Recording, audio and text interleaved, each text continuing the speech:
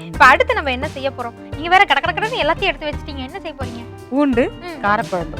பூண்டு இல்ல காரக்குழம்பு. பா சொல்லும்போது எல்லாரும் அப்படின்னுவீங்க இல்லையா? அப்படி பூண்டு காரக்குழம்பு அப்படி காரசாரமா சாப்பிடணும் அப்படின்னா அதுக்கு என்ன செய்முறை அதை கொஞ்சம் சொல்லிடுங்க.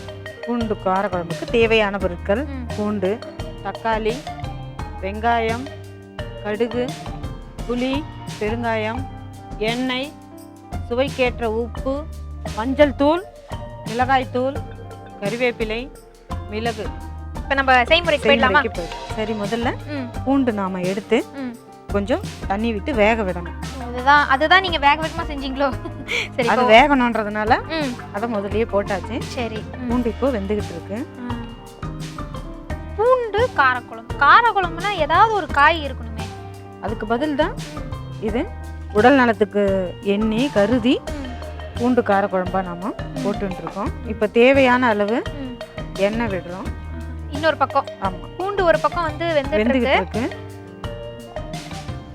இன்னொரு புறம் தேவையான அளவு எண்ணெய் பூண்டு வந்து இந்த வாயு நீக்கி. ஆமா, வாயு நீக்கி தேவையான அளவு கடுகு போடுறோம்.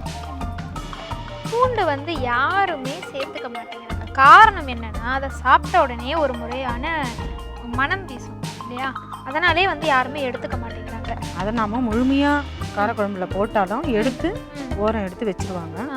அதனால கண்டிப்பா சாப்பிட மாட்டாங்க. அதனாலதான் இப்போ நாம இப்போ வேக வச்சு அதை வந்து அப்படியே மசிச்சிட போறோம். ஓ, மசிச்சு பாருங்க எப்படிலாம் இந்த காலத்து பிள்ளைங்களுக்கு கொடுக்க வேண்டியதா இருக்கு. மசிச்சுட்டா யாருமே எடுத்து தூரம் எரிய முடியாது. என்னன்னே முதல்ல தெரியாது, சாப்பிட்டுருவாங்க. எண்ணெய் நல்லா காஞ்சி வருது. கடுகு போட்டிருக்கோம், பொரியணும். பூண்டு குழம்பு இது வந்து எப்படி இந்த மிளகு குழம்பு மாதிரியே இருக்குமா இல்ல வேற சுவையா இருக்கும்? இல்ல, நாம இது வந்து வேக வச்சு மசிச்சு பண்றதுனால சுவையே வித்தியாசமா இருக்கும். எடுக்கவும் முடியாது. நம்ம அந்த வாயு கோளாறு எல்லாம் கண்டிப்பா நீக்கும். வயிறு பொறுமல் இதுக்கு எல்லாமும் பூண்டு குழம்பு ரொம்பவும் நல்லது.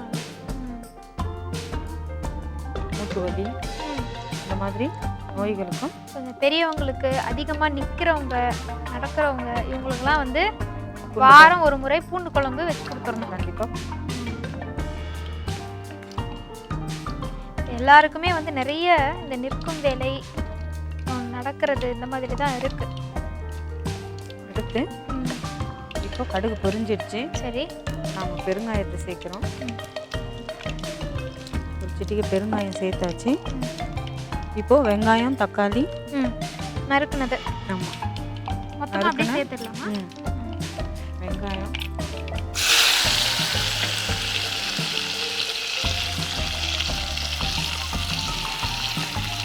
நறுக்கிய வெங்காயம், தக்காளி சேர்த்தாச்சு. இப்போ இந்த வெங்காயம் தக்காளி அதனுடைய பதத்துக்கு வரணும்னா நாம ஏற்கனவே சொல்லியிருக்கிற மாதிரி முதல்ல உப்பு நாம சேர்த்துட்டோம்னா இந்த வெங்காயம் தக்காளியை வந்து குழஞ்சிடும். குழஞ்சிட்டா எடுத்து போட வேண்டிய அவசியம் இருக்காது. கொஞ்சம் சேர்க்கலாம். இன்னும் கொஞ்சம் இன்னமும் சேர்த்துருங்க. குழம்புக்கு தேவையான அளவு உப்பை இப்போவே சேர்த்தா வெங்காயம் தக்காளி வந்து எடுத்து தூரம் வீசி எரிஞ்சிட மாட்டாங்க. மசிஞ்சிரும். தட்டுப்படாம ரொம்ப எளிமையா வந்து இப்போலாம் வந்து 30-35 வயசுலேயே இந்த மூட்டு வலி அப்படின்றது எளிதா வந்துடுது. சரியான ஆகாரம் இல்லாததுனால தான் உப்பு குழம்புக்கு தேவையான அளவை இன்னும் கொஞ்சம் கூடுதலா போடுறோம். இப்போ வேண்டிய அளவு மிளகாய்த்தூள் போடுங்க. மஞ்சள் தூள் போடுங்க.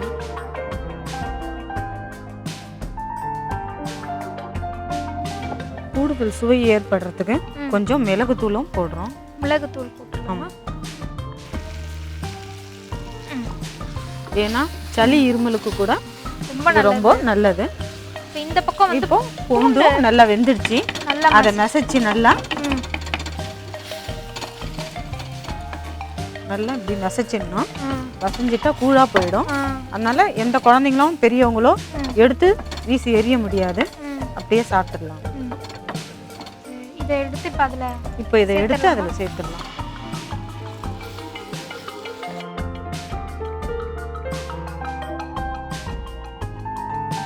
இப்போ இதை எடுத்து அதில் போட்டு ம் சேர்த்துக்கிட்டு இருக்கோம். ம் அதோட கூடவே ம் புளியை நாம் ம் சேர்க்குறோம். ம் சேர்க்கலாமா? புளியை சேர்க்கலாம். இன்னும் கொஞ்சம் கரைச்சி விடுங்க. இன்னும் கொஞ்சம் கரைச்சிக்கிறேன். சேர்க்கலாமா? சேர்க்கலாம்.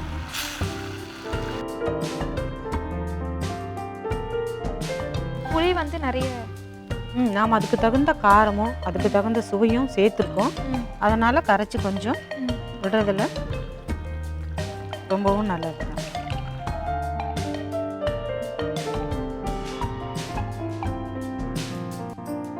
இப்போ பூண்டு காரக்குழம்பு இத பார்த்துட்டு யாராவது சாப்பிடாம போவாங்களா? ரொம்ப பார்க்கவே ரொம்ப அற்புதமா இருக்கு. இப்போ இதை நம்ம வந்து ஒரு கொதிநிலை இந்த புளி விட்டு இருக்கிறதுனால புளி கரைச்சல் விட்டுருக்கோம். ஆமா, அதனால ஒரு கொதிநிலை வந்தா போதும். வந்தோடனே நம்ம அதை வந்து இறக்கிடலாம். இப்போ நல்லா கொதி வந்துருச்சு இல்லையா? பூண்டு குழம்பு தயாரா? பூண்டு காரக்குழம்பு ரெடி ஆயிடுச்சு. நானும் தயாராயிட்டேன். இப்போ நான் பரிமாறிடுறேன். நீங்க ருசியை பார்த்துட்டு எனக்கு எப்படி இருக்குன்னு சொல்லணும். சாதம் தட்டுங்களா? கண்டிப்பா தரேன், போட்டு சாப்பிடுங்க. நல்ல நாக்குக்கு வந்து நல்ல ஒரு காரச்சுவை தரக்கூடிய பூண்டு குழம்பு தயார். சுட சுட இந்த பூண்டு குழம்பு தயாரா இருக்கு. இதை நம்ம நல்லா சூடாவே சாப்பிடலாம் இல்லையா? சாப்பிடலாம். எனக்கு கொஞ்சம் ருசிச்சு பார்த்துட்டு சுவை எப்படி இருக்குன்னு சொல்லிடுங்க.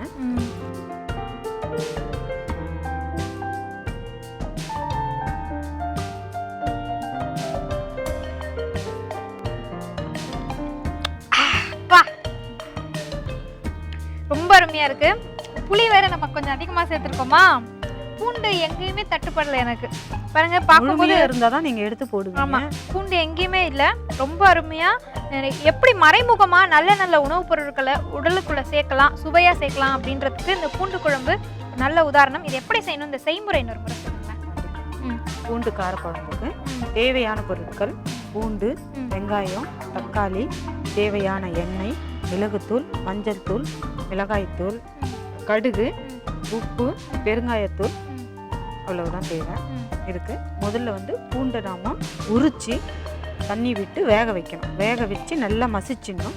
மத்து இருந்தாலும் போட்டு மசிச்சு வச்சிடலாம். அழகா மசிச்சு வச்சுட்டு ஒரு வானலியை அடுப்பில் வச்சு எண்ணெய் விட்டு கடுகு போட்டு பொரிக்கணும். கடுகு போட்டு பொரிஞ்சோடனே பெருங்காயம் போடுங்க. போட்டவுடனே வெங்காயம், தக்காளி போட்டு அந்த குழம்புக்கு தேவையான அளவு உப்பை வந்து முதல்லையே நீங்கள் சேர்த்துட்டிங்கன்னா வெங்காயம், தக்காளி வந்து குழஞ்சிரும்.